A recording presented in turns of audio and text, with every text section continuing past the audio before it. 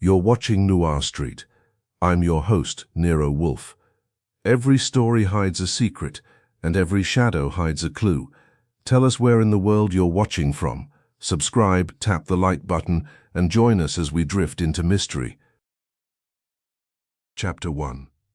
The man who told the whole truth if you live on West 35th Street. Long enough you learn the difference between a nervous man and a guilty one. A nervous man watches the door. A guilty one watches you. The fellow who rang our bell at 10:15 on a raw Monday in December watched everything. Door, windows, the iron railing, the stoop, and finally Fritz Brenner's face. Like he expected the brownstone to jump him. Fritz, being Fritz, gave him the same polite calm he gives to a bishop, a bill collector, or a cat that has wandered in by mistake. "Yes, sir." The man swallowed. He was in his late 30s, with hair that had been combed in a hurry and a coat that had been buttoned wrong, twice before it came out right. His eyes were pale and damp. He had the sort of mouth that tries to hold on to dignity and fails. "I need to see Mr. Wolfe," he said. Fritz's eyebrows did a fractional lift. "Mr. Wolfe sees people by appointment." "I don't." The man's hands came up and went down again. "Please, this is Summoner's dead." That will move Fritz a half-inch. It moved him exactly a half-inch. "Name, Duncan Rigg," the man said. I'm with Mercer and Hale, accounting." Fritz turned his head just enough to aim his voice down the hall. "Archie." That was my cue. I came out of the office doorway and took one look at Duncan Rigg and decided he wasn't there to sell magazines. He was holding a leather folder, as if it contained either salvation or poison. "Come in," I said. "If you're bringing death, wipe your feet. Mr. Wolfe is particular." Rigg blinked at me, then at Fritz, then stepped in as if the floor might collapse. Fritz took his hat and coat with the smooth competence that makes panic look slightly foolish. I led the way to Wolfe's office. Nero Wolfe was behind his desk, of course, planted there like a monument that had developed opinions. The red leather chair waited empty. The orchids upstairs were presumably plotting their own schedules, and the fire in the grate was doing its best to make December tolerable. Wolfe looked up over steepled fingers. His eyes took in Rigg and dismissed him in the same instant, then returned because Wolfe's eyes always come back when something is wrong. "This," Wolfe said, "is not an appointment." Rigg wet his lips. "Mr. Wolfe, Inspector Kramer said. Wolfe's eyelids lowered. "Inspector Kramer is not my secretary. He said you'd want to know, because it's impossible." Rigg's voice tightened on the word as if he'd tried it out and disliked it. "Lyle Mercer is dead." That got Wolfe's attention the way a sudden sour note gets a musician's. "Lyle Mercer," Wolfe repeated. "The accountant." "Yes, he was. He ran our firm, Mercer and Hale." Rigg clutched the folder tighter. "He was murdered last night, in his office." Wolfe's gaze shifted to me for a fraction of a second, a silent instruction to collect. I sat in my chair and pulled my pad closer. Wolfe's voice stayed level. "How was he murdered?" "Struck," Rigg said, "with a bronze paperweight, one of those heavy ones with a globe on top.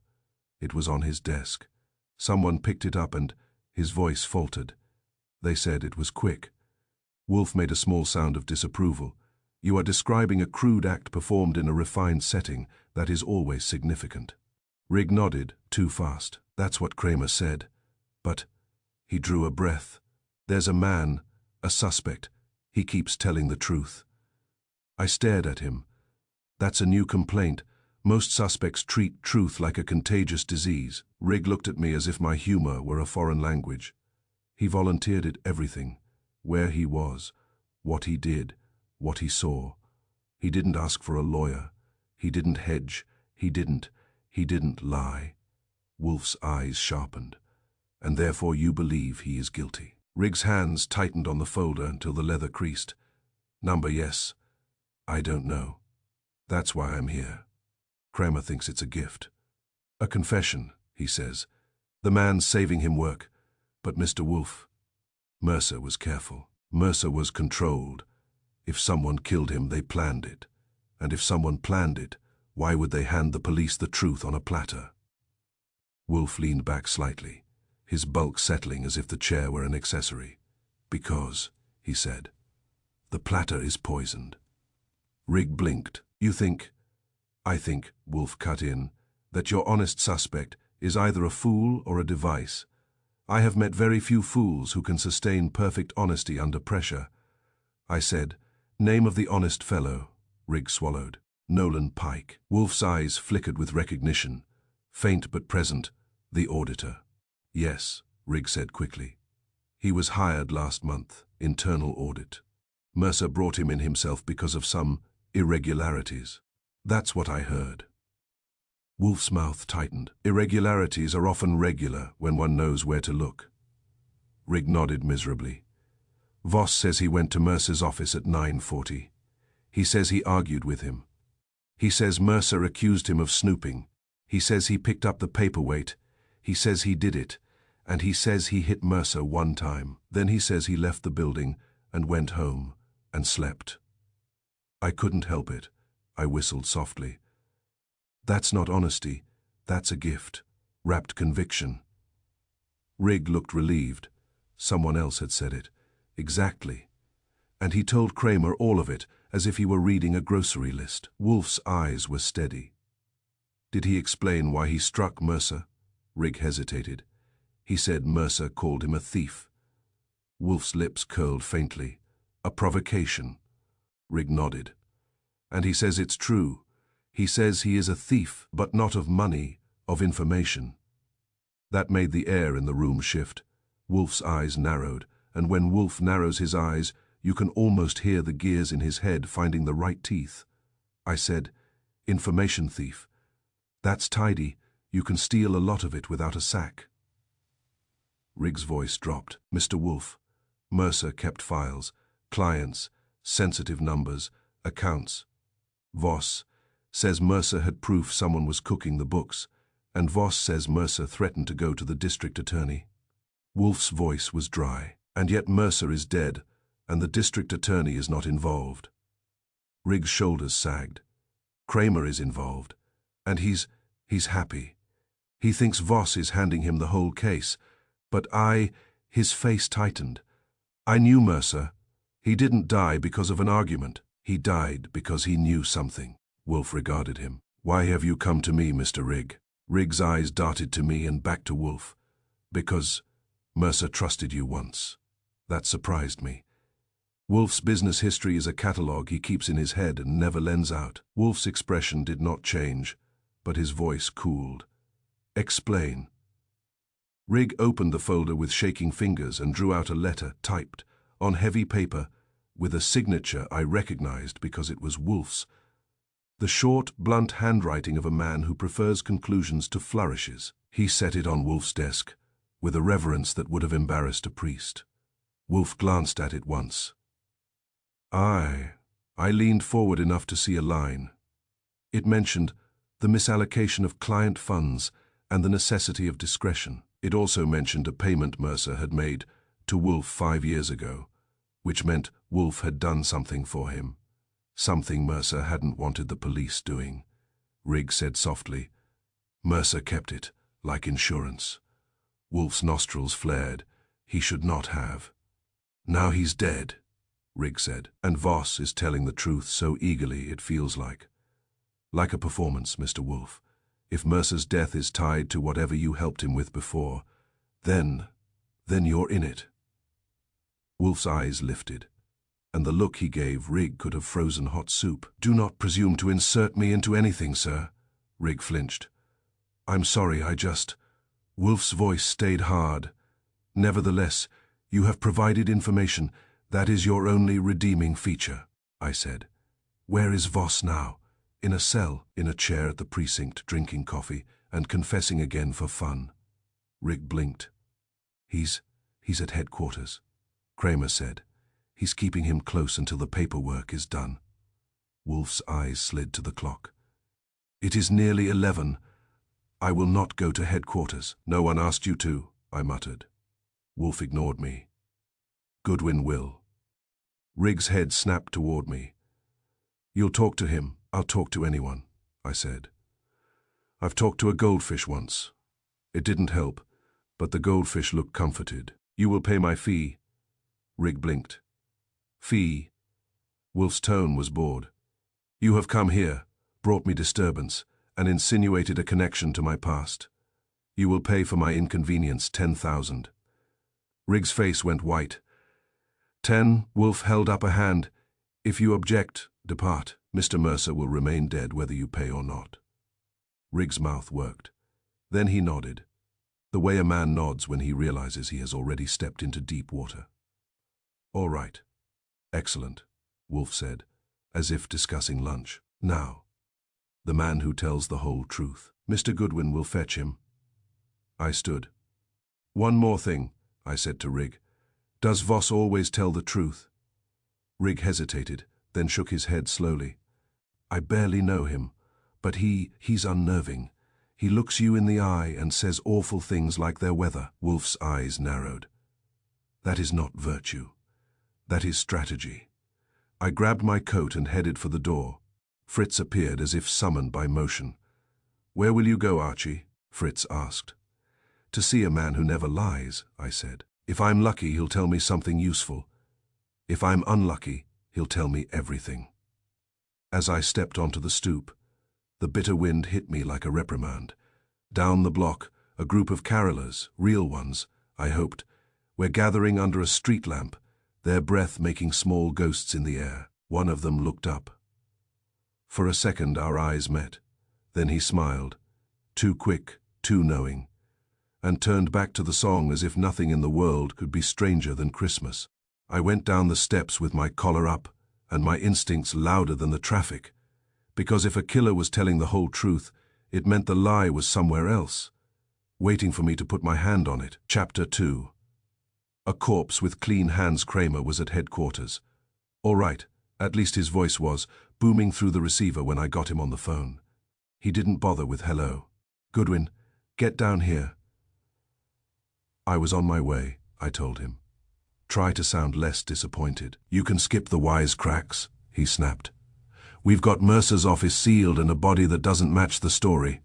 Your guy Voss is still singing, but the tune changed. That perked me. Changed how? Poison, he barked.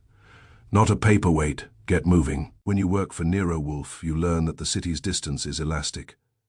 If Wolfe wants you someplace, you get there faster than physics. I found a taxi, bullied it downtown and east, and wound up in the kind of office building that smells like polished stone and expensive impatience. Mercer and Hale occupied the 10th floor, with frosted glass doors and brass lettering that looked like it had never been touched by a human hand. A uniformed officer stood in the lobby, looking bored, while a second one waited upstairs outside the suite, looking like he'd been told not to breathe. Kramer was inside, his coat open, his hat in his fist, his face the color it gets when the world refuses to be convenient. About time, he growled. I'm sorry, I said. I paused to admire your reputation. Save it, come on. He pushed me through the outer office. Desks, filing cabinets, holiday greenery laid out with corporate cheer, and into a private office with a door that now stood open under police authority. Lyle Mercer sat behind his desk. At first glance, he looked like he was working late, desk lamp on, collar neat, hands placed in front of him, as if he had just finished adding columns. His head was tilted slightly, chin down as though he'd been reading. Then you noticed the skin tone, the stillness, and the way the air in the room had gone flat. He was dead, all right, but not smashed. On the corner of his desk, next to a blotter and a fountain pen, sat a bronze globe paperweight, the kind Rigg had described.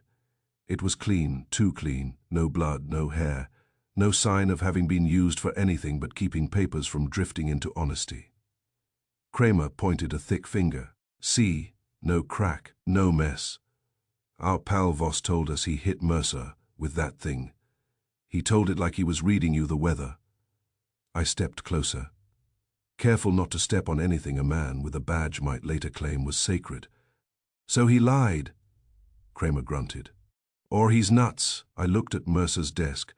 The ledger lay open beneath the lamp, a fat book with neat ruled lines and the tight, disciplined handwriting of an accountant who believed numbers were moral. Mercer's hand rested near it, fingertips close to the margin, as if he'd died mid-entry. Poison, I said again, more to myself.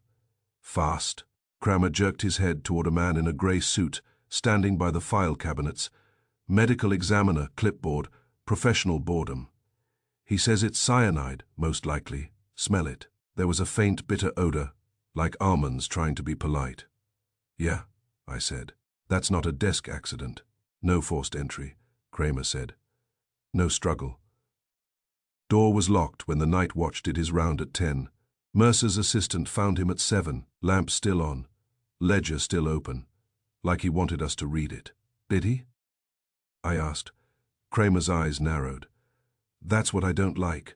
A dead man doesn't open a ledger to show you something unless someone set him up like that. Then we're in a staged office, I said. We're in a murder, Kramer snapped. And I've got 3 people who could have walked in here without breaking anything. His partner, the building manager, and his assistant. Plus your honest choir boy, Nolan Pike. He said the name with irritation, but I caught the edge of satisfaction underneath. Kramer likes a suspect who behaves. It makes his paperwork shorter. Where are they? I asked. In the conference room, Kramer said. And Pike is in there giving answers like a machine. Watch him. You'll love him. He led me out and across the suite to a glass-walled conference room where 4 people sat around a long table, each one wearing a different version of shock. The first was a man in his 50s with carefully parted hair and a face that looked permanently polite. Business partner. He had the posture of a man who had spent his life sitting upright to show he belonged in expensive rooms. Next to him sat a woman in her 30s with sharp cheekbones and sharper eyes. Personal assistant. Her hands were folded, but the knuckles were white. She looked angry enough to bite. The third was a thick, shouldered man with a maintenance jacket under his overcoat. Building manager, he had the solid look of someone who knows every pipe and door in the building and resents being blamed for what people do behind them. And at the far end sat Nolan Pike. He was in his early 40s, lean with dark hair that was too neat to be accidental. His face was calm in a way that made the others look theatrical.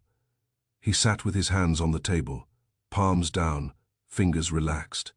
Clean hands, I noticed, almost obsessively. No ink stains, no roughness. A man who washed often, or a man who didn't like leaving traces. Kramer threw me into an empty chair with a grunt. All right, Pike. This is Archie Goodwin. He works for Wolfe. You can tell him the truth, too. Pike looked at me. His eyes were steady.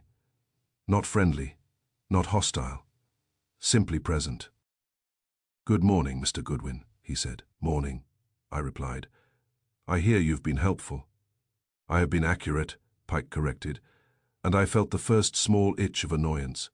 He sounded like a man correcting a child's arithmetic, Kramer said. Start over. Tell him what you told me. Pike nodded once. At 9:45 last night, I entered Mr. Mercer's office using the key Mr. Mercer gave me. I spoke with him regarding certain discrepancies in his ledger. He accused me of unauthorized access to client files. I told him he was correct. I had accessed files without permission. He threatened to call the district attorney. I told him he should. The partner made a strangled sound. The assistant's eyes flashed. The building manager stared like he'd been asked to recite Shakespeare. Pike continued. Same tone, same calm. Mr. Mercer then poured himself coffee from the decanter on his credenza. He offered me coffee. I declined. He drank. Within seconds he stiffened, clutched his throat, and collapsed into his chair. His breathing stopped shortly thereafter. Kramer leaned forward. And what did you do? I closed the ledger, Pike said. I turned off the overhead light. I left the desk lamp on. I locked the office door and returned the key to my pocket. My pen paused over my pad. You left him there? Yes, Pike said. He was dead. And you didn't call an ambulance? I said. No, Pike replied. There was no utility. The assistant's jaw clenched. You cold, Kramer snapped at her. Save it. Then to Pike, and you didn't touch the coffee? No, Pike said. You didn't touch anything, Kramer demanded. I touched the ledger, Pike said. I closed it. I touched the overhead light switch. I touched the door. I touched my own key. Then why aren't you running? The partner blurted. His voice cracked on the last word. Why are you just sitting here saying you watched him die? Pike looked at him calmly. Because I did not poison him. The building manager snorted. How do you know? You were the only one in there. Pike turned his head slightly. Because I did not place poison in his coffee. Kramer grinned. Actually grinned, like a kid getting an extra scoop. Hear that? That's honesty. None of this may be junk, I said. Inspector, you grin when you're hungry too. It's not always a good sign. Kramer glared at me, then pointed at Pike. He admits he was in there. He admits Mercer accused him. He admits Mercer died right in front of him. That's a confession that writes itself. Pike's eyes flicked to Kramer. It is not a confession. It is an account. And you're volunteering it, Kramer said. Why? Pike didn't hesitate. Because lying is inefficient. That did it. The itch in me became a rash. I asked, Mr. Pike, you understand how this looks? I understand appearances, he said. They are often misleading. Then why not protect yourself? I pressed. Why not call your lawyer and shut up like every other citizen who wants to see tomorrow? Pike's expression did not change. If I speak precisely, the facts remain stable. The assistant laughed once, hard, bitter, stable like he's balancing an equation. I looked at her. Name. She stiffened. Marta Keene, Mr. Mercer's executive assistant. The partner spoke quickly. Gordon Hale, his partner. The building manager grunted. Stan Weller, I run the building. I nodded, made notes, then looked back at Pike. When you say you accessed files without permission, whose files? Client files, Pike said. Several. Which clients? I asked. Pike's eyes remained steady. I prefer not to disclose confidential identities in this setting. Kramer barked a laugh. There's your first refusal. Goodwin, Mr. Truth isn't all truth. Pike looked at Kramer. I am honest, Inspector. That does not obligate me to be reckless. Wolfe would like that line, I thought. Wolfe would also hate the man who said it. I said, so you admit you were snooping? Yes, Pike said. And Mercer accused you of being a thief? Yes. And then he drank coffee and died? Yes. And you left? Yes. That, I said, is a very neat story. It is accurate, Pike replied.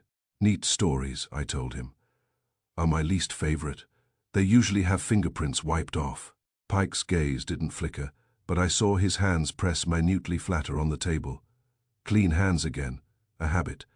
Kramer leaned back, smug. 3 people had access, but only one was in the room. I like access cases, simple. Simple is what gets you embarrassed, I said. The partner, Hale, leaned toward me, voice trembling. Mr. Goodwin, you work for Wolfe.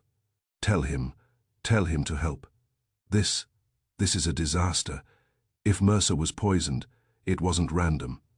He was about to expose something. What? I asked.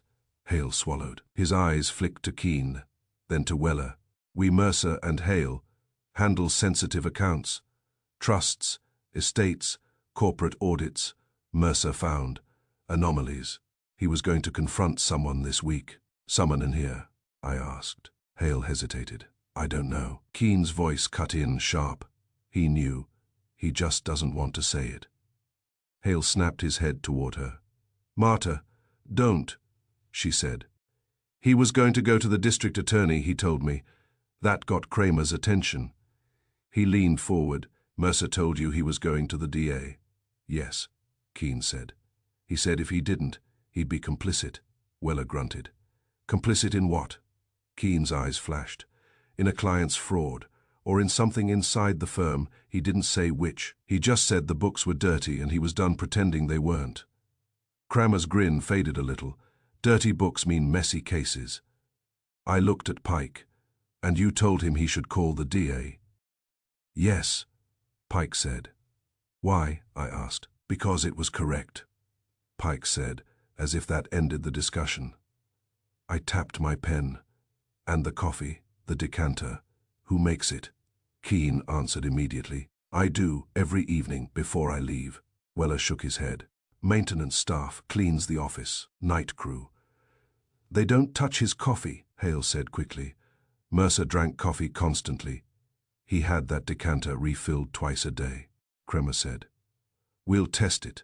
We'll test the cup, the decanter, the sink, the whole damn floor, I said. When did Mercer lock up? Keane frowned. He usually locks his office door when he's working late. He didn't like people wandering. And Pike had a key, I said. Mercer gave it to me, Pike said. He wanted me to audit freely. Convenient, I murmured. Kramer slammed a hand on the table. All right, that's enough. Pike, you're coming with us. Pike nodded, as if he'd been invited to lunch. As Kramer stood, I asked one more question, because my instincts had stopped itching and started poking. Mr. Pike, I said, you said you closed the ledger. Yes, he replied. Why? I asked if you're devoted to truth and efficiency. Why touch it at all?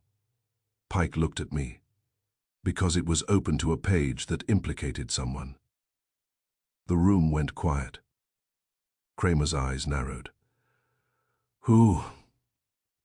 Pike's voice stayed calm. I will not say not here. Hale's face drained, Keane's lips parted. Weller leaned forward without meaning to. I said softly, but you'll tell the police you watched him die. You'll tell them you trespassed in client files, and you'll tell them you locked the door and left him. But you won't tell them whose name was on the ledger page. Pike's gaze held mine. Correct. Kramer growled. You'll tell me at the precinct. Pike nodded once. If you ask correctly. Kramer grabbed Pike by the arm and marched him out, and Pike went without resistance, calm as a man boarding a train. I stayed seated for a second, watching the three remaining people, partner, assistant, building manager, try not to look like suspects and failing in 3 different styles. Then I got up and went back into Mercer's office because I wanted one look at that ledger before it was bagged and buried under procedure. The desk lamp still threw its circle of light on the paper. The ledger lay open again now. Someone had reopened it, probably the lab tech, but the page was the page. I leaned in and read the heading at the top of the column, not a client name, a code 3 letters and 4 numbers. HFA negative 3119. It sat there like an accusation written in shorthand. I copied it down, straightened, and walked out to call Wolfe. Because when you find a code in a dead man's ledger and an honest suspect refuses to name the person it implicates, you don't wait for the police to ask correctly. You let Nero Wolfe hear it while it's still hot. Chapter 3. The honest suspect. I called the brownstone from a phone in the corridor because the office suite was beginning to feel like a mausoleum with carpet. Fritz answered in the calm voice he uses for everything from dinner questions to homicide. Good morning, Archie. Morning, Fritz. Put Mr. Wolfe on. I've got a code and a corpse. One moment. Wolfe's voice came on, thick with displeasure. Goodwin, you are not dead. Not yet, I said. But Mercer is, and the method changed. Poison, fast, no struggle. Door locked. Ledger open. Page header reads, HFA, negative 3119. There was a pause. Wolfe does not pause often, but when he does it means he has placed your fact into a mental slot and is deciding whether the slot is a drawer or a trapdoor. Hiffer, Wolfe said at last. And 3119. You recognize it? I recognize the pattern, Wolfe replied. Not the referent. Continue. Kramer's star suspect is Nolan Pike, I said. He answers every question calmly and exactly. He admits he was alone with Mercer when Mercer drank coffee and died. He admits he snooped in client files. He admits he closed the ledger because it implicated someone, then refuses to name the someone. Wolfe's tone cooled. He refuses while confessing to other matters. That is not honesty, that is selection. Exactly, I said. Also, he's too clean, hands like a surgeon's. Bring him to me, Wolfe said. Kramer's bringing him to the precinct, I reminded him. Then you will go to the precinct, Wolfe said, as if I had suggested we commute to Mars. And you will arrange for Mr. Pike to be released into my custody. On what authority? I asked. Your charm. On Inspector Kramer's desire to solve his case, Wolfe snapped. He will cooperate if he believes it is expedient. That's the nicest thing you've ever said about him, I muttered. Wolfe ignored it. Also, find out what HFA negative 3119 denotes. It is likely a financial instrument or a repository. A ledger does not accuse in code unless the accusation is meant to survive scrutiny. Right, I said. I'll translate it from accountant to human.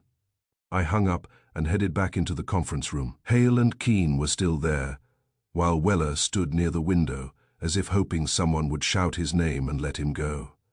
Keane looked like she wanted to slap both of them, and not necessarily in that order. I said, all right, I need facts before Kramer turns them into assumptions. Mr. Hale, how many keys to Mercer's office exist? Hale blinked. Keys. 2, Mercer's martyrs. Keane snapped. 3, he gave Pike one last month.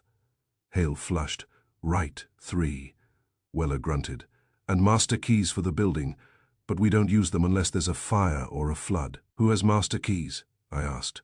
Weller's mouth tightened. Me and my night supervisor. That's it. And the lock itself, I said.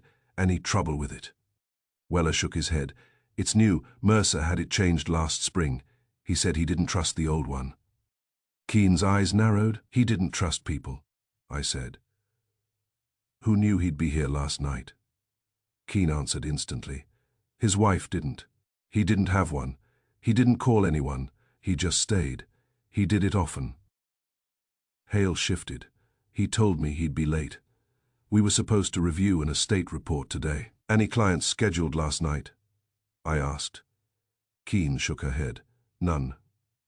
I tapped my pen. So if someone wanted to poison him, they had to know he'd be alone and drinking coffee. Keane's mouth tightened. Or they had to make sure he was, Weller said. Security cameras cover the hall. Kramer had told me the office was sealed, but he hadn't said anything about cameras. I looked at Weller. Show me. He led me out to a service closet across the hall, with a small monitor. The image showed the corridor outside Mercer's door, grainy but clear enough to spot faces. It also showed, very clearly, a dead zone, where the camera's angle didn't quite cover the corner near the water cooler. Convenient blind spot, I said. Weller shrugged. That's where the wall is. That's where a man can stand without being seen, I said. Keane's voice was sharp. I told Mercer that. He said he didn't want to spend money adjusting cameras. Accountants, I said. They'll pinch pennies even when the pennies bite. I watched the playback. At 9:30, the hall was empty. At 9:45, a figure appeared. Nolan Pike. Neat coat, brisk walk. He approached Mercer's door, used a key, entered. The door closed. At 10:10, the night watchman came by, glanced at the door, made a note on his clipboard, and moved on. At 10:12, Pike emerged, locked the door, walked down the hall, and disappeared around the corner. Right through the blind spot for 3 seconds. 3 seconds, I murmured. Keane leaned forward. What? Nothing, I said, just counting. If Pike was telling the truth, he walked out alone. But that blind spot meant someone could have been waiting, close to the door, unseen. Someone at Pike could have met or handed something to, or someone who could have slipped past the camera after Pike left. And there was another detail. Pike had locked the door. If Mercer was dead, Pike had locked a dead man inside. That's tidy, too tidy. I left Hale and Keane and Weller with their nerves and headed for the precinct. Kramer's headquarters mood was always sour, but today it had a little sweetness. He had a suspect who behaved like a confession. At the precinct, Kramer met me with the look of a man who had been interrupted during dessert. I don't need you, he snapped.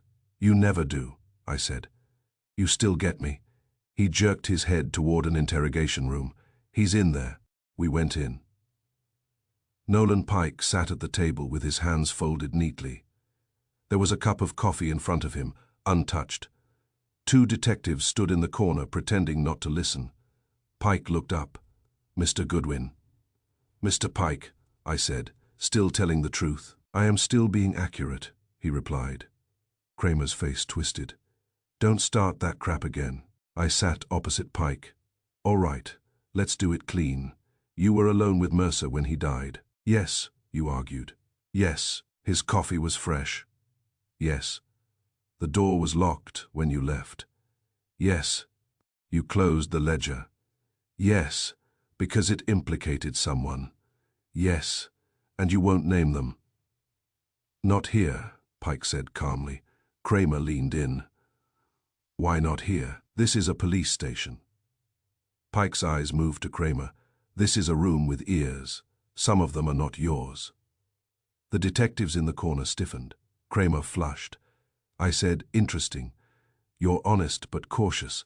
That means you're not stupid." "I am not stupid," Pike agreed. "Then why give Kramer a story that makes you look like you poured poison into a man's coffee and watched him die?" I asked. Pike didn't blink. "Because it is the truth that I was there. The truth that we argued, the truth that he drank coffee and died. If I deny those truths, I will be caught in a lie. Then nothing I say will be useful." I frowned. "Useful to whom?" Pike's gaze held mine. "To whoever is watching." Kramer slammed a palm on the table. "Who is watching?" Pike remained calm. "If you must ask, you are not watching enough." Kramer made a growling sound. "That was not a word," I said. "You admitted you accessed client files without permission." "Why?" Pike answered without hesitation. "Because I discovered discrepancies. The firm's books and certain client accounts do not align." "You're an auditor," I said. "You snoop for a living." "Not without authorization," Pike replied. "I exceeded my mandate." "And Mercer threatened to expose your side business," I said, watching his face for the first twitch of emotion. There it was, tinny, like the flicker of a match. "Yes," Pike said. Kramer barked. "Aha." I didn't look at Kramer. I looked at Pike. "What side business?" Pike's voice stayed even. "I sell information," kept quiet by the detectives in the corner. The room nevertheless got noisier, breathing, shifting, the sudden awareness that the words meant more than a petty scheme. "Information about what?" I asked. "About finances," Pike said. "Account vulnerabilities, tax exposures, hidden transfers, things people pay to keep quiet." "Blackmail," Kramer growled. Pike looked at him. "If you wish to use a crude term, yes." Kramer's eyes gleamed. "So Mercer caught you?" Pike nodded. "He confronted me. He called me a thief." "And you hated him for it," I said. "Yes," Pike replied simply. "Enough to kill him." Kramer snapped. Pike's eyes stayed steady. Number Kramer laughed. "Because you're honest." "Because I did not poison him," Pike said. I asked, "Did you bring anything into his office?" "Yes," Pike said. Kramer leaned forward, like a dog hearing a bone. "What?" "A file discovered in the client archive," Pike said. "A copy." I intended to confront Mercer with it.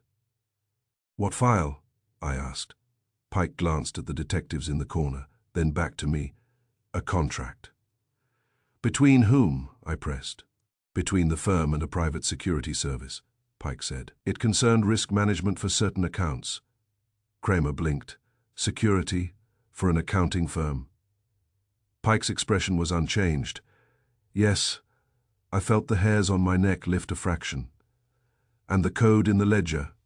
A for negative 3,119. Does it appear in the contract?" Pike nodded once. "Yes." Kramer's grin came back. "So tell me who's implicated." Pike's eyes held Kramer's. "If I say the name here, I will die before you finish writing it down."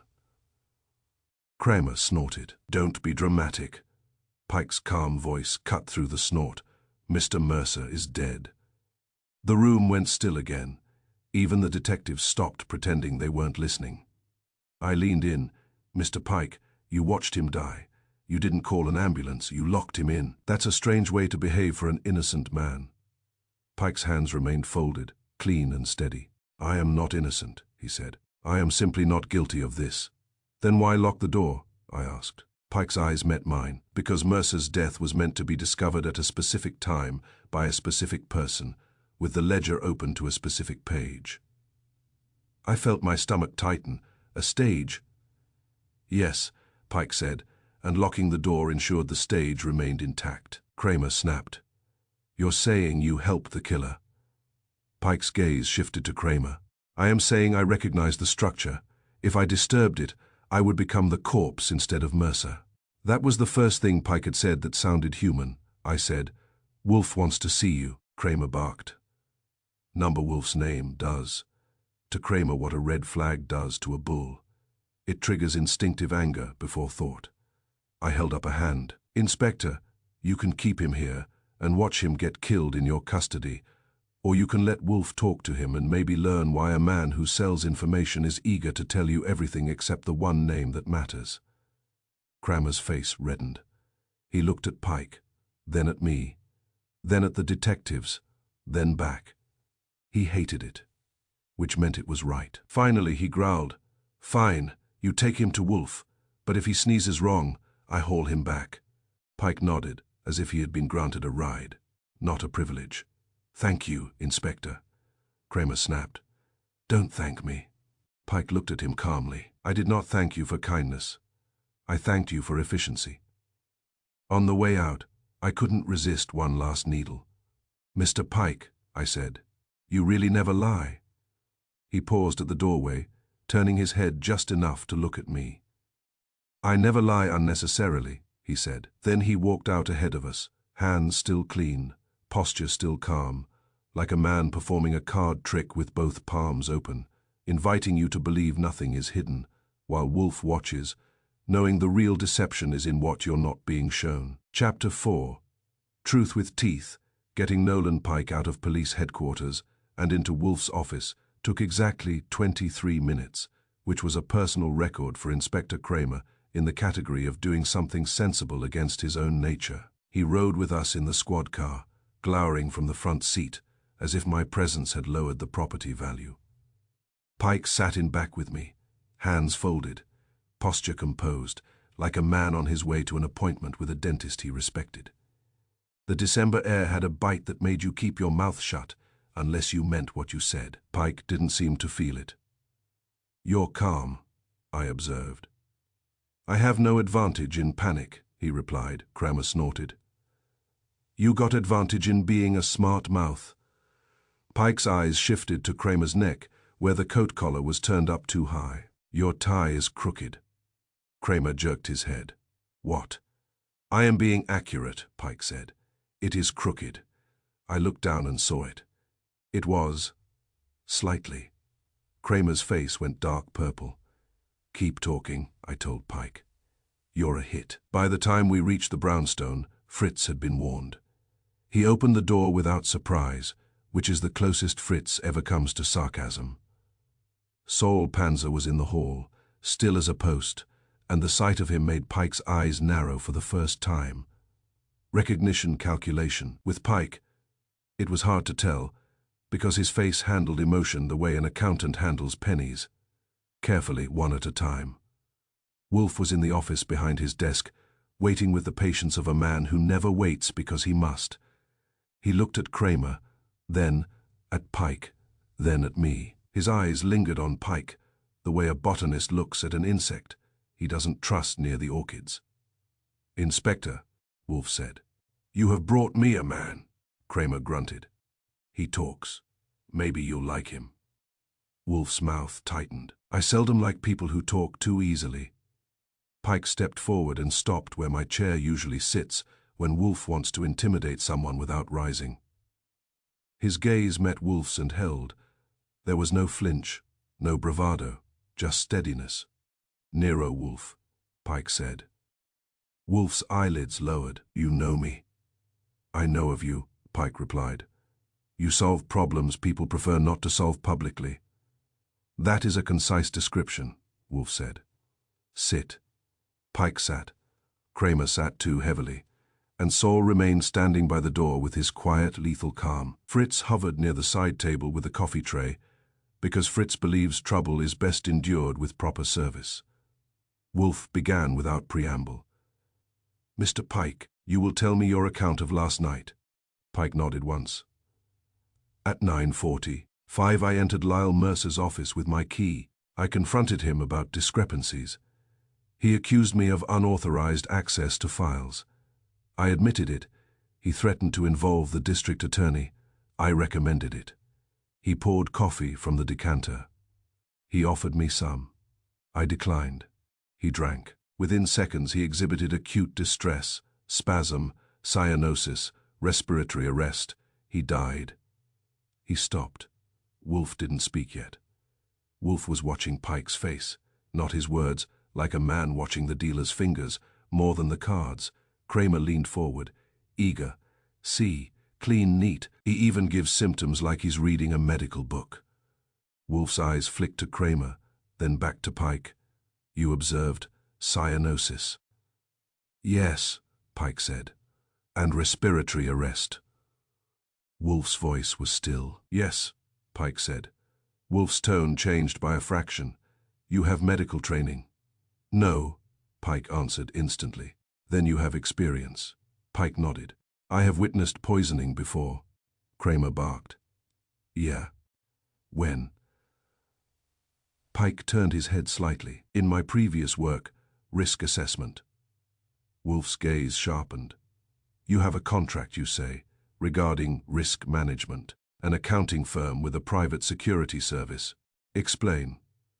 Pike's eyes didn't flicker. Mercer and Hale retained Hudson Fidelity Associates. I felt my pen pause. HFA and 3119, the ledger code. Wolfe's eyes narrowed. Hudson Fidelity Associates. Why? "Because certain accounts were vulnerable," Pike said. "There were irregular transfers." Mercer feared exposure. He desired containment. Wolfe's mouth tightened. Containment. Pike's voice stayed even. He wanted problems to be handled quietly. Kramer snorted. "Everybody wants that." Wolfe ignored him. "And you sell information." "Yes," Pike said. "Therefore Mercer threatened you," Wolfe said. "Yes, you hated him," Wolfe said. "Yes, and yet you insist you did not poison him," Wolfe said. "Yes." Wolfe leaned back slightly. "You are remarkably consistent." "I prefer consistency," Pike replied. Wolfe's eyes narrowed again. "Inspector Kramer tells me the laboratory believes cyanide was used." Kramer nodded. "Me says cyanide. Likely lab will confirm." Wolfe's gaze stayed on Pike. "And you," he said softly, "named cyanide before any report was public." Pike's face did not change. "I smelled it." Kramer barked a laugh. "You smelled it? What are you, a bloodhound?" Pike looked at him. "Bitter almond odor, distinct." I felt the hair on my neck prickle. I'd smelled it too, but only after Kramer told me what to expect, and only by leaning in like a fool. Pike had said cyanide at headquarters before the lab had even warmed up. Wolfe went very still, not the usual stillness. Wolfe is always still, physically, but a different kind. A tightening in the eyes, a slight lift of the chin. I had seen it before, the moment when a fact clicks into place and Wolfe's mind stops moving because it has arrived. Kramer didn't notice. He was too busy enjoying himself. "So you admit you knew it was cyanide?" "Yes," Pike said. "And you want us to believe you didn't put it there?" Kramer growled. Pike's calm did not break. "Correct." Wolfe spoke, and the voice was quiet enough to make the room lean toward it. "Mr. Pike, when precisely did you first say the word cyanide to Inspector Kramer?" Pike blinked once, in the conference room at Mercer and Hale, at 10:30 this morning. Kramer blinked. "So what?" Wolfe's eyes did not leave Pike's. "Because at 10:30 this morning, the official assumption was not cyanide." Kramer's jaw tightened. "Who says?" "I say," Wolfe replied. "Inspector, the medical examiner may suspect cyanide by odor, but he does not proclaim it to your staff in a conference room. He is circumspect." He is tedious. He uses phrases like possibly and consistent with. Kramer's face reddened. He told me he thought. Later, Wolfe said flatly. Not then. I felt it now. But you also say you declined the coffee and remained across the desk. How close were you to the cup? Pike answered immediately. Within 3 feet. Wolfe's eyes narrowed. In an office, with circulating air, paper, ink, and the ordinary odors of human occupation, you detected cyanide at 3 feet, instantly, and named it accurately, before any trained official did so publicly. Kramer shifted in his chair. Saul's eyes sharpened. Fritz's hands paused on the coffee pot. Pike held Wolfe's gaze. Yes. Wolfe's voice softened, which was never a good sign. Then you have either an extraordinary nose or extraordinary knowledge. Pike's tone stayed even. I have experience. Wolfe nodded slowly, as if indulging the lie. Then he said, number experience produces suspicion, not certainty. You did not say. It smelled like poison. You said cyanide. That is not experience. That is prior knowledge. Kramer's mouth opened, then shut. The grin had drained off his face like water from a cracked glass. Pike's hands remained folded. His voice did not tremble. You are mistaken. Wolfe's eyes were cold. Am I? He turned his head slightly toward me. Mr. Goodwin, tell me, when you entered Mercer's office, could you smell cyanide without being told? I shook my head. Not without sticking my face into his desk lamp. Wolfe nodded. Precisely. And Mr. Pike, with his remarkable honesty, has just revealed a detail he should not know unless he has been closer to the poison than he admits. Kramer's voice came out rough. So he did it. Wolfe's eyes cut to Kramer. No, Inspector, that is your habit, concluding before thinking. Mr. Pike may be the killer. He may also be a witness who knows too much because he has been used. In either case, his honesty has teeth. It has bitten him. Pike's gaze stayed steady, but for the first time I saw a flicker, tiny, quick, like the edge of annoyance or the shadow of fear. Wolfe saw it too. He leaned forward slightly. Mr. Pike, Wolfe said softly, you will now tell me what you have not told Inspector Kramer. You will do so because you have made a mistake, and because I am not obligated to protect you from its consequences. Pike's lips parted. For 1 second, the machine hesitated, and in that hesitation, I knew Wolfe was right. The truth this man carried wasn't a virtue. It was a weapon, sharp, clean, and pointed at someone else. Chapter 5. The detail that wasn't shared. Wolfe has a way of making a room smaller without moving a chair. He leaned forward a fraction, and Nolan Pike's calm, so smooth, it had irritated me. Met something it hadn't met yet. Pressure applied with precision, Pike said evenly. I have told you what happened. Wolfe's eyes remained fixed on him. You have told me what you wish to have happened. Kramer made a sound that was half growl, half cheer, as if he wanted to shout, got him, but didn't want Wolfe to take the satisfaction away. Wolfe ignored him. Mr. Pike, you used the word cyanide. You claim you guessed. I did not guess. Pike corrected. I inferred. From an odor, Wolfe said. Yes. Wolfe's voice stayed calm. Archie, the telephone. I reached for it and dialed a number Wolfe had given me earlier. One of his connections that exists because Wolfe maintains them like he maintains orchids, carefully, selectively, and with the assumption they will bloom when needed. Lon Cohen answered on the second ring, sounding as if he had just insulted someone over a headline. Yeah? Lon, I said. You still friendly with the city's medical office? Depends who's asking. Wolfe, I said. There was a pause. Then, put him on. Wolfe took the receiver with obvious reluctance. Mr. Cohen, I require a fact. The preliminary medical call sheet for Lyle Mercer's death. What does it state regarding the toxin? Leyland's reply came blurred through the phone, but I caught enough. Irritation, a name, and then, it's in the sealed sheet, not for public. Wolfe's eyes didn't move. Tell me. Lon said the word. Wolfe repeated it, quietly, as if tasting something unpleasant. Potassium cyanide. He hung up and set the receiver down with care, as if the phone itself had become suspect. Kramer blinked. What's the difference? Cyanide is cyanide. Wolfe looked at him the way a man looks at a child who has broken a clock and asked why time stopped. The difference, Inspector, is that the sealed call sheet specifies potassium cyanide, not cyanide in general, not a poison consistent with cyanide. The precise compound. Pike's face did not change. His hands remained folded. His voice, when he spoke, was steady enough to fool a priest. I said cyanide, he replied, not potassium cyanide. Wolfe's eyes narrowed. Indeed, you were prudent. I almost laughed. Wolfe calling a suspect prudent was like Wolfe calling a cockroach industrious. Wolfe continued. However, you also described symptoms in medical terms and named the odor with certainty. You are attempting to appear merely observant, when you are in fact informed. Pike met Wolfe's gaze. I have experience with poisons. Wolfe's voice stayed mild. Then you will tell me where and when you acquired this experience. Pike didn't hesitate. During my work for Hudson Fidelity Associates. Risk assessment includes identifying threats. Threats, Wolfe murmured. A pleasing euphemism. Kramer leaned forward, impatient. Come on. He was there. Mercer drank coffee. Mercer died.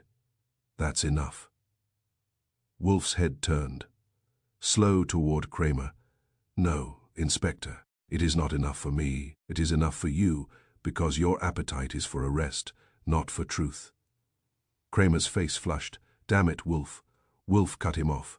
Be silent. It was not loud. It didn't need to be. Kramer shut his mouth and sat back, seething because Wolfe had the advantage. This was Wolfe's room. Wolfe turned back to Pike. Now we will rebuild. That was Wolfe at his best when he stops chasing statements and starts reconstructing reality. He leaned back, closed his eyes briefly, and then began to speak as if describing a scene he had witnessed. Mr. Mercer remained in his office after hours, Wolfe said. He kept his desk lamp on. His ledger was open, perhaps deliberately, like an accusation. He prepared coffee, or he had it prepared. Miss Keene says she fills the decanter in the evening. That suggests the coffee was fresh. Pike's voice remained even. It was fresh, it was hot. Wolfe opened his eyes. Hot enough to produce steam. Yes, Pike replied. Wolfe nodded. Good, that matters. Because cyanide, potassium cyanide, when introduced to hot liquid, produces a faster and more evident odor than if introduced to cold. But the question is not whether you could smell it. The question is whether you could identify it without prior knowledge, Pike said. I could. Wolfe's mouth tightened. Perhaps. But you have yet to explain why you closed the ledger. I told you, Pike said. It implicated someone. Wolfe's eyes sharpened. And you would not name them. Not in a room with ears, Pike said. Wolfe's tone stayed dry. You have said that twice. It is an excuse that becomes less persuasive with repetition. I watched Pike's hands, still clean, still composed. But there was a tiny tension now in his fingers, like a man gripping his own patience. Wolfe continued. Let us examine access. The door to Mercer's office was locked when the night watch passed at 10. You say you left at 10:12 and locked it. That is plausible, Pike nodded. Wolfe's voice stayed calm. No forced entry, no struggle. Therefore, either Mercer voluntarily consumed the poison, or the poison was delivered in something he expected to consume. Pike's eyes remained steady. He expected to drink coffee. Indeed, Wolfe said. And only a person with access to the coffee, the cup, or the decanter could deliver it. Kramer couldn't restrain himself, or Pike brought it. Wolfe glanced at him with faint contempt. Yes, that is your thought. But consider, Mr. Pike claims he was invited to drink and declined. If he intended to poison Mercer, would he refuse the coffee and thereby remove the most likely explanation for his own scent on the cup? Kramer blinked, annoyed. Maybe he wanted to look innocent. Or, Wolfe said, he wanted to look honest. That hung there. Pike's face remained calm, but his eyes sharpened slightly, as if Wolfe had just brushed against a nerve. Wolfe went on, voice measured. Now consider timing. Mr. Pike arrives at 9:45, he argues. Mercer pours coffee, Mercer drinks, Mercer dies within seconds. That means the poison was already in the cup or decanter, or it was introduced at the moment of pouring, Pike said. It was introduced before. Wolfe's eyes narrowed. How do you know? Pike answered without a pause. Because Mercer poured for himself from the decanter. He did not add anything after. He did not touch the cup again except to lift it. Wolfe's expression did not change, but I felt the shift. Pike was describing details with the confidence of someone who had watched very closely, or someone who had rehearsed. Wolfe said softly, "You watched intently." "Yes," Pike replied, "because he was threatening me." "And you hated him," Wolfe said. "Yes," Pike said again, and if honesty could be used as armor, he was wearing a full suit of it.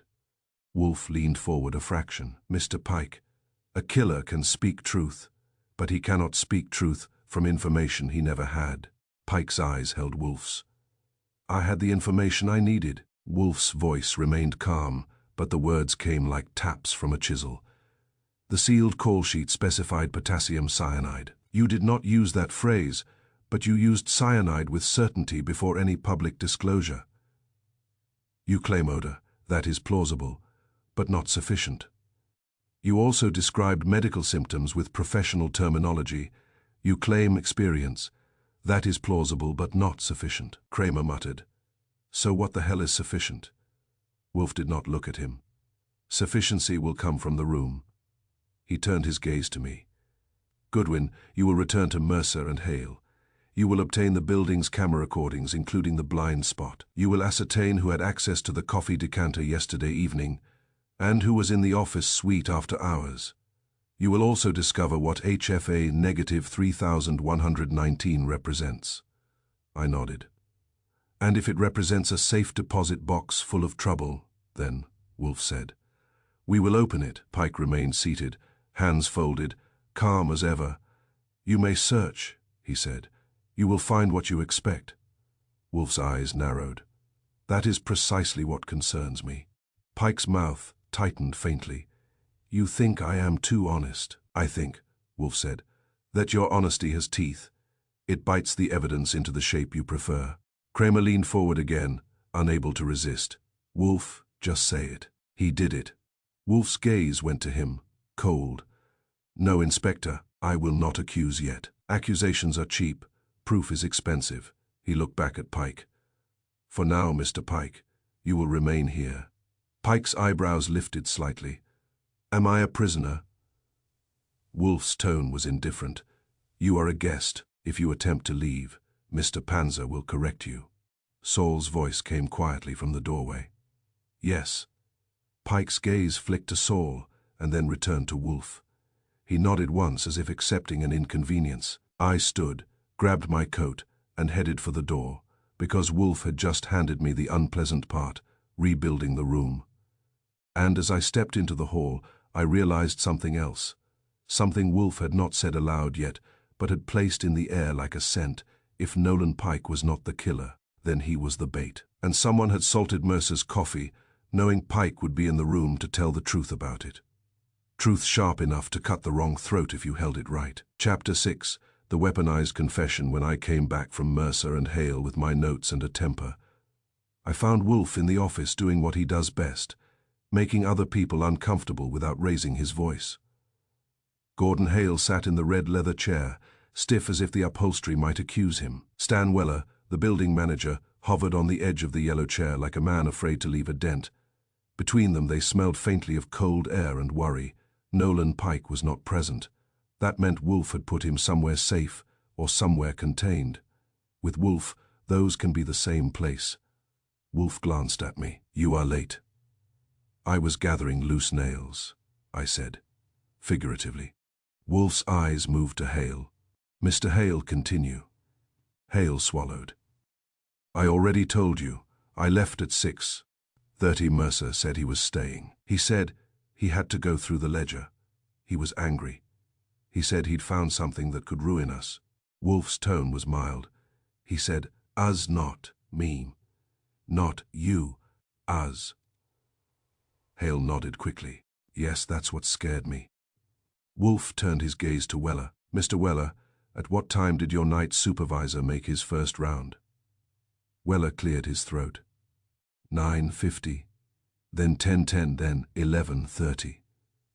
Hale's head snapped. 9:50, that's not what he told Kramer. Weller frowned. He told Kramer 10.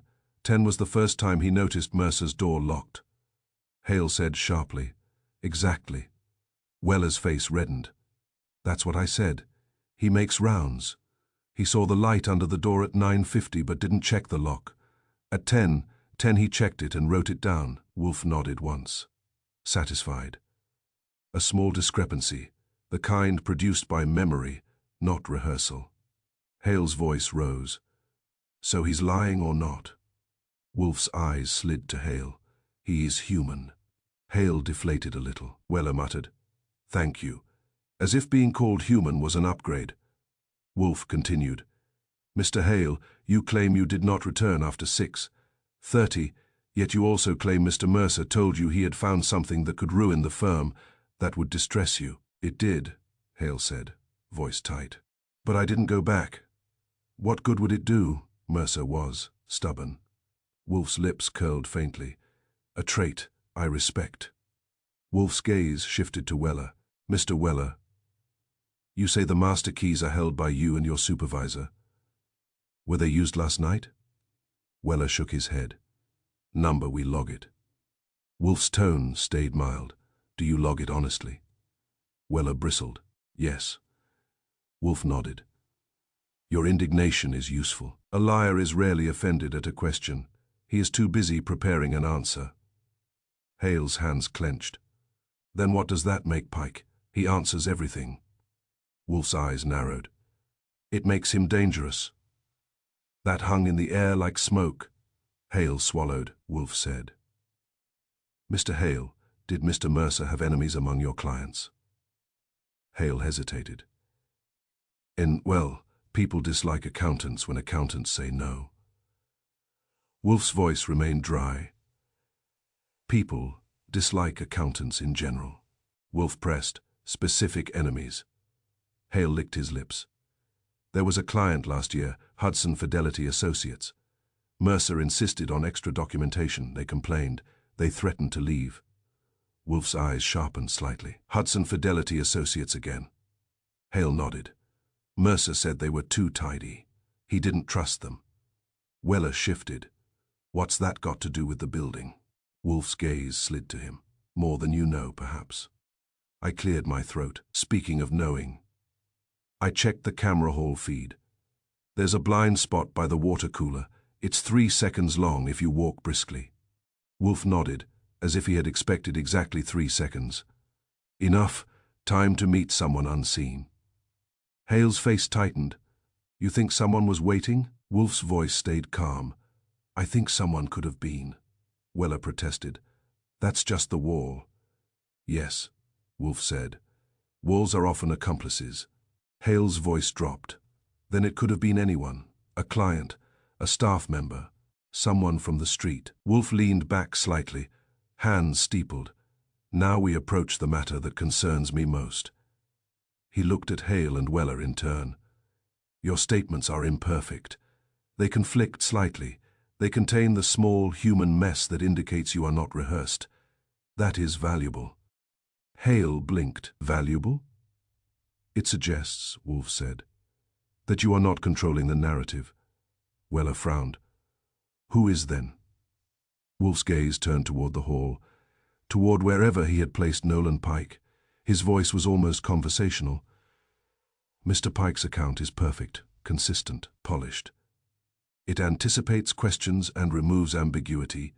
It is truth arranged into armor," Hale whispered. "But that's good, isn't it? If he's telling the truth." Wolfe cut him off gently. "Truth is not always good. It is sometimes a weapon." Hale stared. Weller swallowed. Wolfe's eyes were cold now. Only one kind of person tells flawless truth under pressure. A person controlling the frame. I felt my spine tighten, because Wolfe had finally said out loud what had been gnawing at me since Pike's first calm recital. This wasn't confession. It was stage direction. Wolfe leaned forward slightly. And if Mr. Pike is controlling the frame, then we must determine whether he is the author, or merely the actor who has been handed a script. Chapter 7. The missing minute. There are times when detective work consists of nothing but asking people questions until they get tired and slip. Then there are times when it consists of reading dull paper until you want to slip. This was the second kind. I was back at Mercer and Hale by mid-afternoon with a polite request and the kind of look that suggests a man has friends with badges. Stan Weller met me in the lobby with his shoulders set, like he'd been practicing indignation in the mirror. "You again," he grunted. "Me again," I agreed. I'm like a recurring expense." He led me to the building office. A plain room with monitors, a desk, and a binder fat, enough to kill a man if you swung it with conviction. Weller plunked the binder down like a challenge. "What do you want?" "Your service logs," I said. "Last night, all of them. Doors, locks, cameras, anything that blinks or beeps." Weller scowled. "You're not a cop." "No," I said. "I'm worse. I'm curious." He opened the binder with the reluctance of a man opening his own tax return. I flipped through the pages, thick with timestamps and initials, until I found the line that made my eyes stop. 10:13 p.m., Suite 1004, Faye Mercer office door, access service key override. 1 minute tech. Sweet tapped it with my finger. "That's interesting." Weller leaned in, saw the line, and his face tightened. "That's routine. Routine for you to override a locked office door at 10:13 at night for exactly 1 minute, I asked. "What did you do? Wave hello and leave?" Weller's jaw worked. "Maintenance check." "On what?" I pressed. Weller's eyes shifted toward the monitors. "Camera feed." I felt the itch again. The hall camera. He nodded grudgingly. "We had a maintenance window." "A 1-minute maintenance window," I said. "That's not maintenance. That's a blink." Weller bristled. "It's what the contractor scheduled." "What contractor?" I asked. Weller hesitated, then muttered, "Hudson Fidelity." That name landed like a weight again, I said. "So Hudson Fidelity has fingers in your cameras," Weller snapped. "They're security consultants. They handle upgrades. They request windows. We comply." "Who requested last night's window?" I asked. Weller's mouth tightened. "Nolan Pike." I stared at him. "Pike requested a 1-minute blind minute on your security feed." "It wasn't blind," Weller protested. "It was routine." I pointed at the monitor. "Show me the video at 10:13. Weller hesitated a fraction too long. Then he clicked and brought up the time index. At 10:12. The corridor was empty. At 10:13, the screen froze and went black with a message. No signal. At 10:14, the corridor was back. Empty again, like nothing had happened. I leaned back and whistled softly. "Well, that's convenient." Weller snapped. "It's maintenance for 1 minute," I said. And during that minute, the door was opened using a service key override. Also for 1 minute, those are some synchronized hobbies. Weller's face reddened. "I followed protocol." "Whose protocol?" I asked. Weller's eyes flashed. "The building's." I nodded. "And who writes the building's protocols? The man who controls the frame." That line hit him. He shifted his weight, uneasy. I said, "All right. Last question. When you opened Mercer's door at 10:13, what did you see?" Weller swallowed. "Nothing. That's not an answer," I said. "It is," he snapped. The office lights were off except the desk lamp. Mercer was sitting at the desk, head down, looked like he was reading. I thought he was working. "And you left," I said. "Yes," Weller said. "It wasn't my business." "Everything is your business when you unlock a dead man's door," I told him. Did you see anyone else? Hear anything? Smell anything? Weller shook his head. Stubborn. Number. Then you're either blind, I said, or you're protecting someone. Weller's eyes hardened. I'm protecting my job, say me thing, I said, and snapped the binder shut. Back at the brownstone, Wolfe listened without changing expression, which meant he was interested. Interest in Wolfe is measured by stillness. When I finished, service key override, 1013, 1, minute window, camera down, requested by Pike. Wolfe's eyes narrowed. Kramer, who had come over to glower and pretend he wasn't depending on Wolfe, barked. That's it. That's your missing piece. Pike set up a blind minute. Weller opens the door, Pike poisons Mercer, and Wolfe lifted a finger. Kramer stopped. Mid-bark, like a dog trained with a whistle, Wolfe's voice was mild. Inspector, you have arranged a story that is not the same as proof. Kramer flushed. Then what is it? It is, Wolfe said, the missing minute.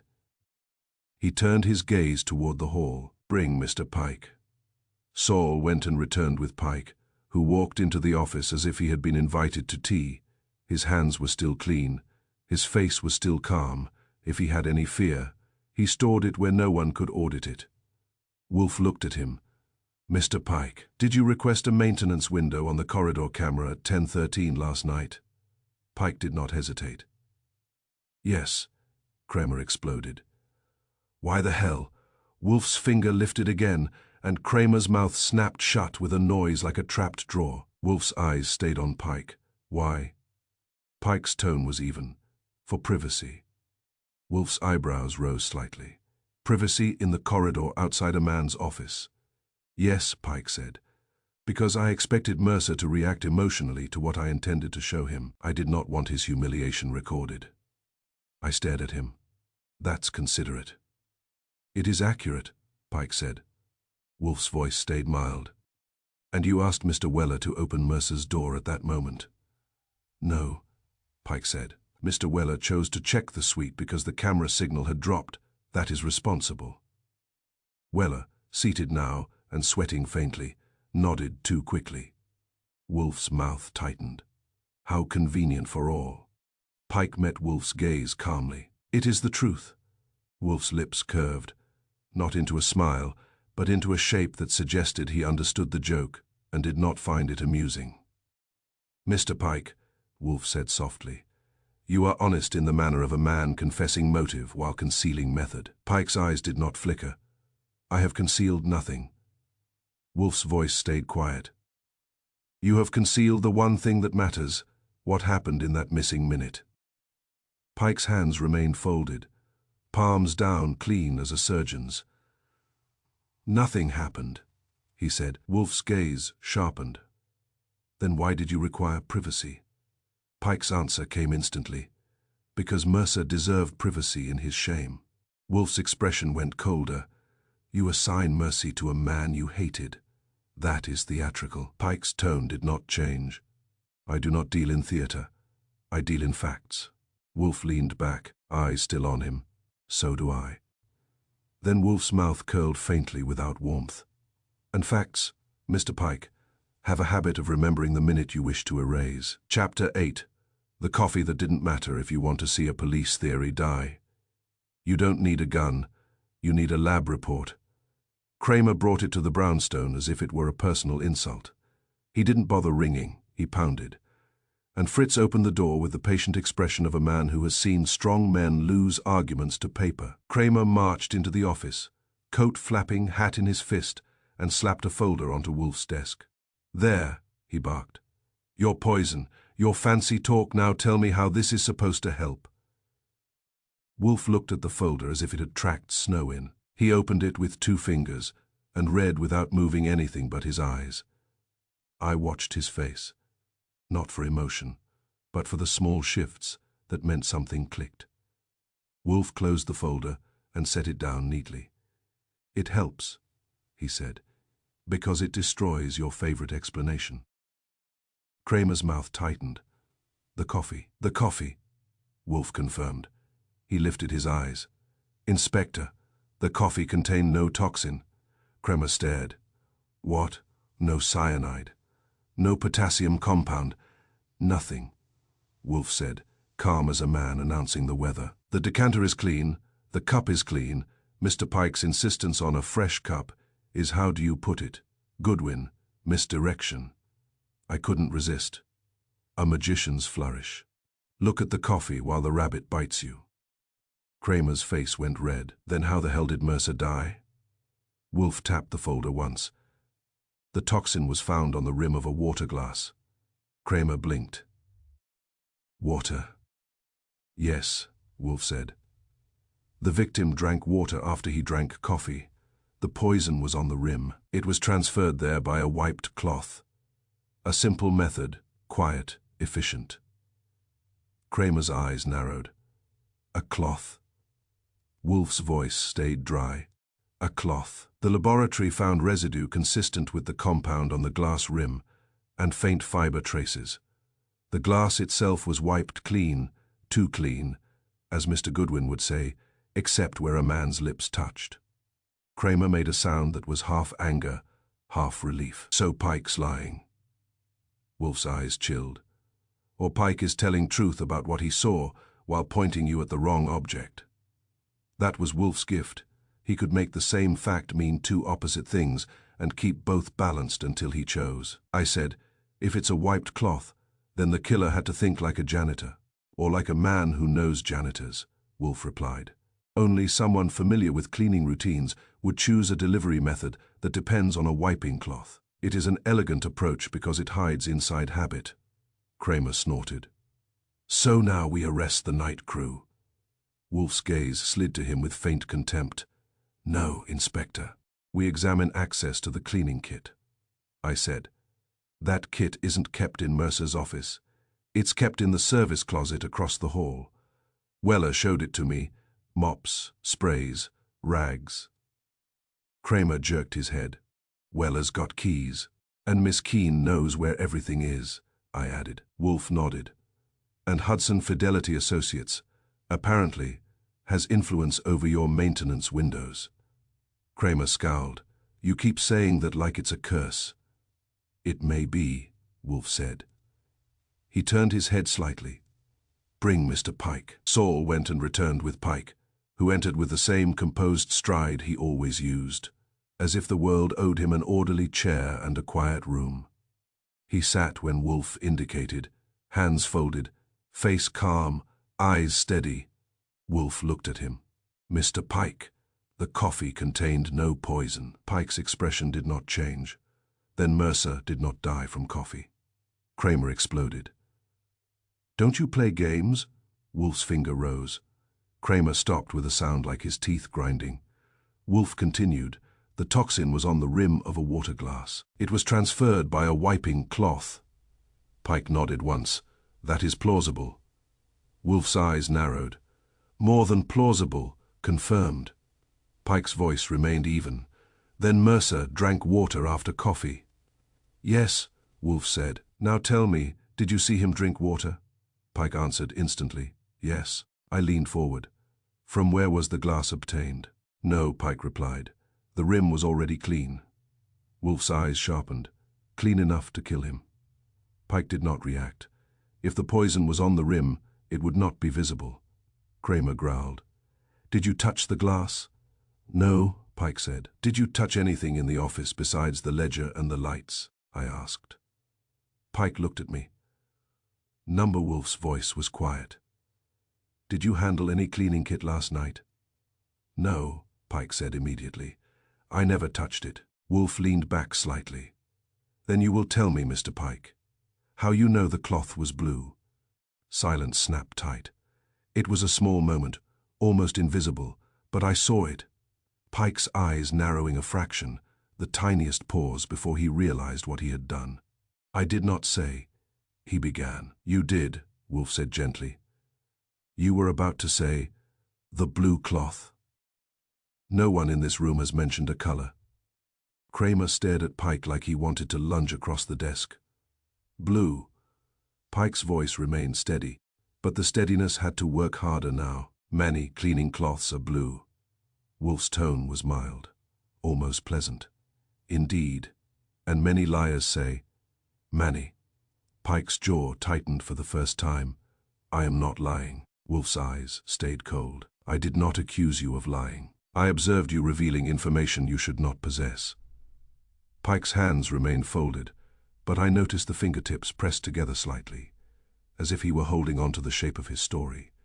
Wolfe said, Mr. Pike, I will propose two possibilities. Either you handled the cloth which you deny, or you witnessed someone handle it, and you have concealed that fact. Which is it? Pike's gaze met Wolfe's. I witnessed cleaning supplies in the corridor earlier in the evening. Wolfe's eyes narrowed. Earlier than 9:45. Yes, Pike said. The kit was outside the closet. I noticed the cloth. Kramer barked. Who was there? Pike replied evenly. I did not look at faces. I am not sentimental. Wolfe's voice stayed soft. But you are observant enough to remember a cloth's color. Pike's mouth tightened. Yes. Wolfe nodded once, as if accepting the amendment while noting the damage. So, the coffee did not matter.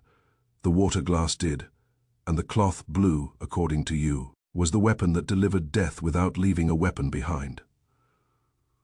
He looked at me. Goodwin, you will obtain that cloth. I blinked. From the kit. From whoever removed it, Wolfe said. Kramer slammed his hand on the chair arm. This is ridiculous.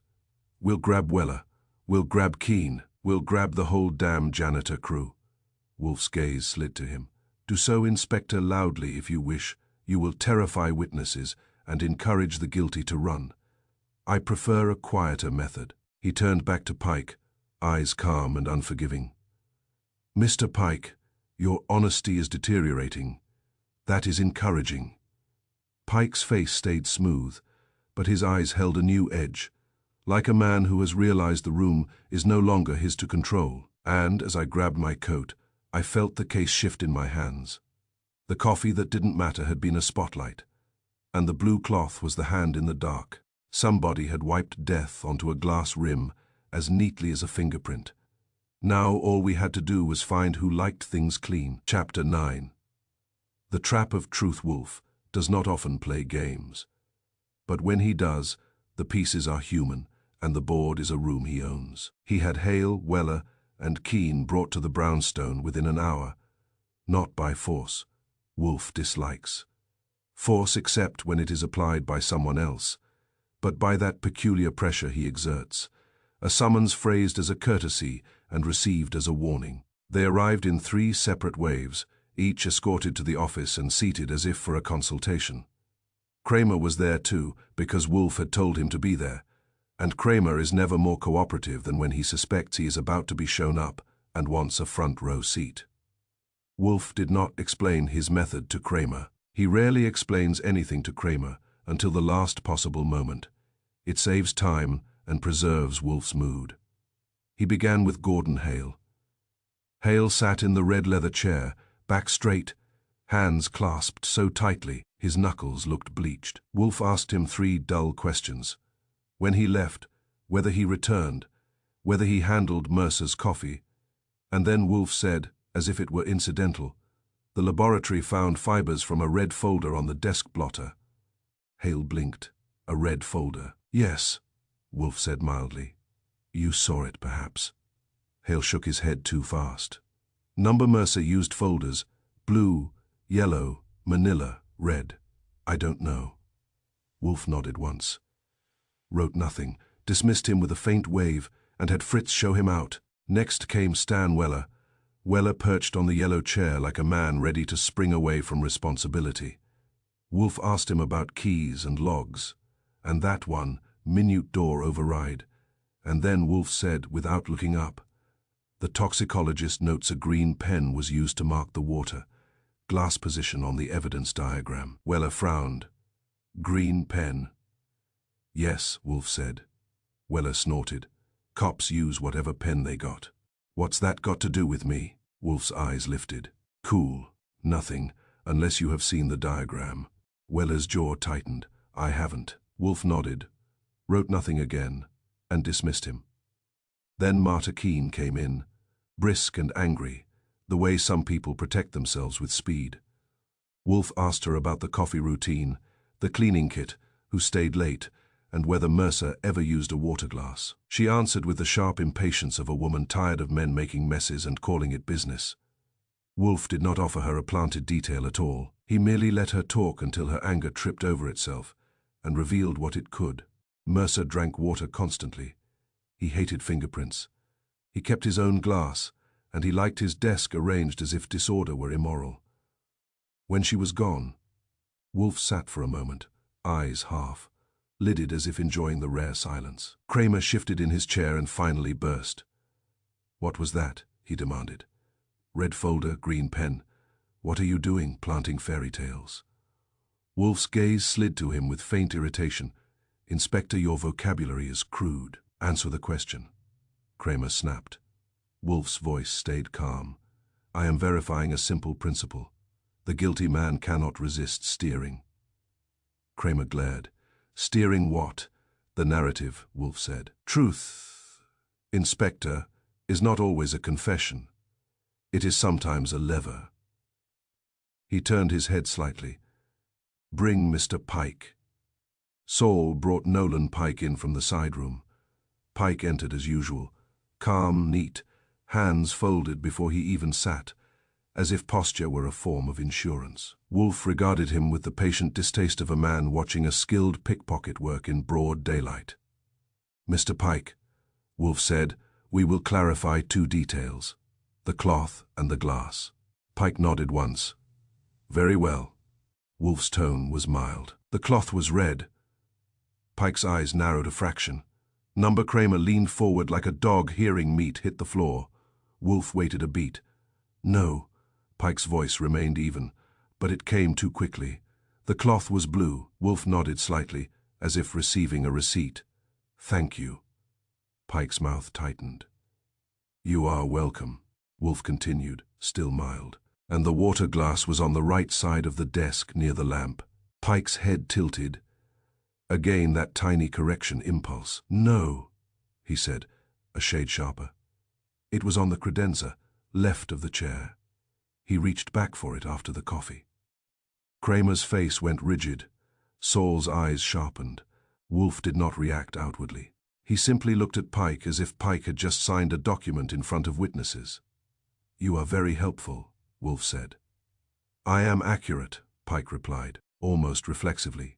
Wolfe's voice hardened by a hair. "Mr. Pike, I fed Mr. Hale a false detail about a red folder.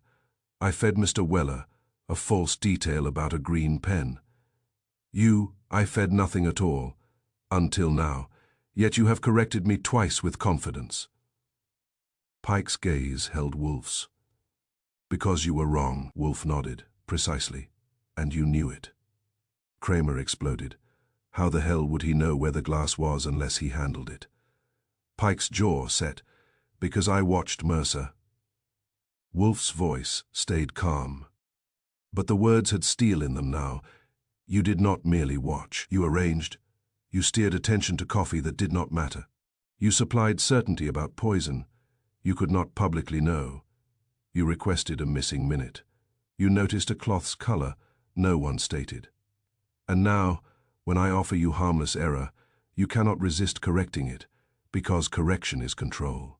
Pike's hands remained folded, but the fingertips pressed together hard enough to whiten. "You are inferring motive from my preference for accuracy." Wolfe's eyes narrowed. "Number, I am observing method. Truth becomes a weapon when it is used to guide where others look, and steering, Mr. Pike, reveals the driver." Pike sat very still. Wolfe leaned back, satisfied in the way he never looked satisfied. "Now," he said softly, "we will cease discussing your honesty and begin discussing your employer." Pike's eyes flicked, just once, too quickly, toward Saul at the door, as if measuring exits that were not exits. Wolfe saw it and let a faint smile touch his mouth. Without warmth. "Do not trouble yourself. There will be an office gathering, Mr. Pike. You will attend." He turned his gaze to me. "Goodwin, call Inspector Kramer's men quietly. Tonight, we will learn what HFA -3119 truly denotes, and who, besides Mr. Pike, has been using truth as a steering wheel. That was the hook, sharp and clean, the code, the box, the employer, and the final room where Wolfe would make them all sit still and listen. Chapter 10. The killer who never lies, Wolfe, had the office arranged the way he liked his conclusions, neat, inevitable, and hard to escape. The red leather chair was occupied by Gordon Hale, stiff with dread.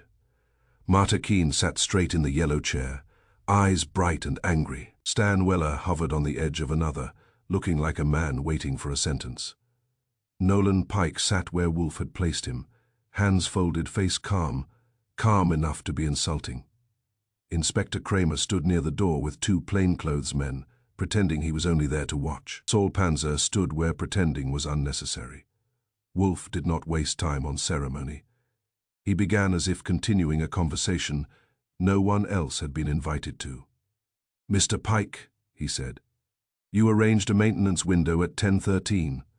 Pike nodded.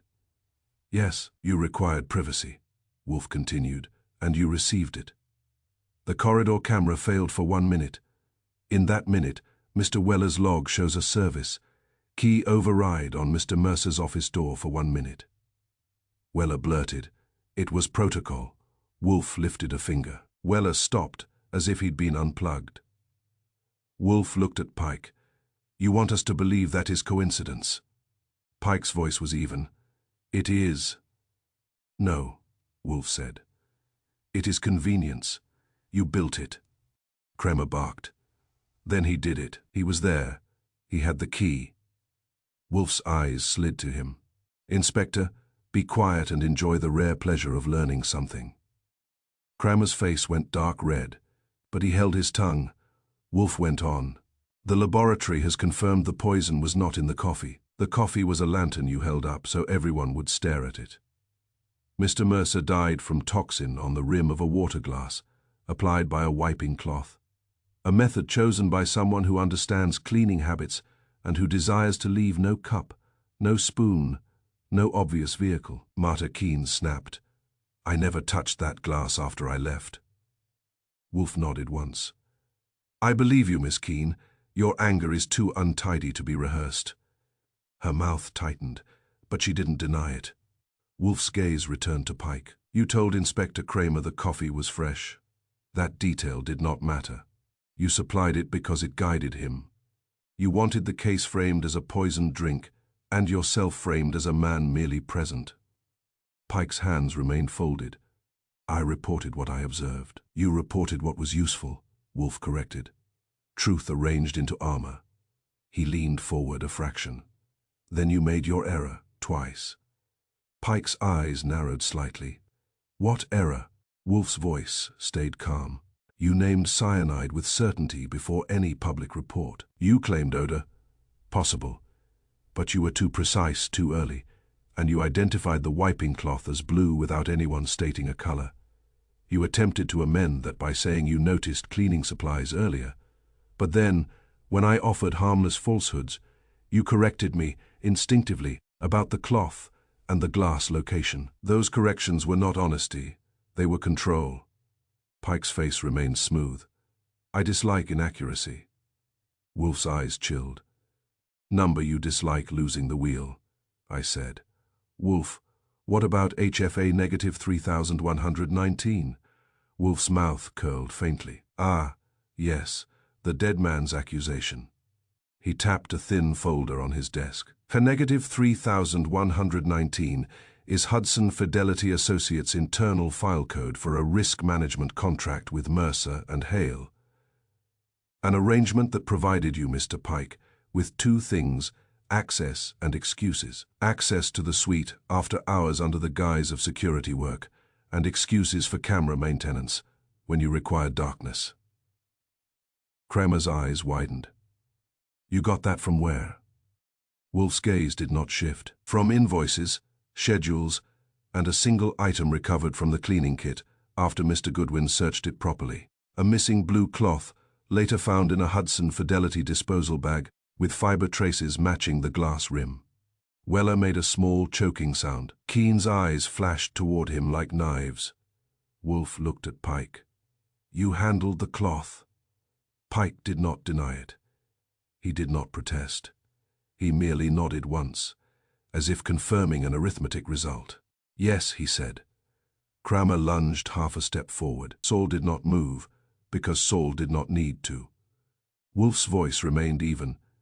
"You used the missing minute to enter. Take the cloth and prepare the glass rim. You left the coffee untouched because you wanted the obvious answer to be wrong. You wanted the police to chase a neat story, the one you volunteered, while the real mechanism sat clean and invisible on a water glass." Pike's calm deepened into something colder. "Mercer was going to expose my theft," he said. "Not money theft, information theft. I sold vulnerabilities. He was going to end it. He believed himself virtuous." Hale whispered. "You killed him for that." "Yes," Pike said. "He would have destroyed my income and my protection." Keen's voice came sharp. "Protection from who?" Pike's eyes met hers. "From the people who paid for what I sold." Wolfe nodded, as if the last piece had clicked into place and satisfied him only because it ended the noise. "There, you see, Inspector, he does not deny. He never needed denial." Kramer's voice was rough. "You're under arrest, Pike." Pike inclined his head, almost courteous. "Yes." As the plainclothes men took him, Wolfe spoke one last time, not to Pike, but to the room. "The killer never lied," Wolfe said quietly. "He merely spoke truths that only the killer could own." When they were gone, the office felt larger, as if a pressure had lifted. Wolfe sat back, irritated at having been disturbed into success, and said, "Goodwin, it is time for my orchids." I stood, flexing my shoulders. "Sure, nothing like flowers after cyanide." Wolfe gave me a look. "Do not be vulgar." I watched him go upstairs, then glanced at Kramer. "You still think honesty is a gift?" Kramer grunted, unwilling to admit he'd been led by the nose. "Next time," he said. "I want a liar. At least I know what to expect." Saul paused at the door on his way out, eyes on the quiet room, and said softly, as if filing it away for next time, "Perfect truth is never free."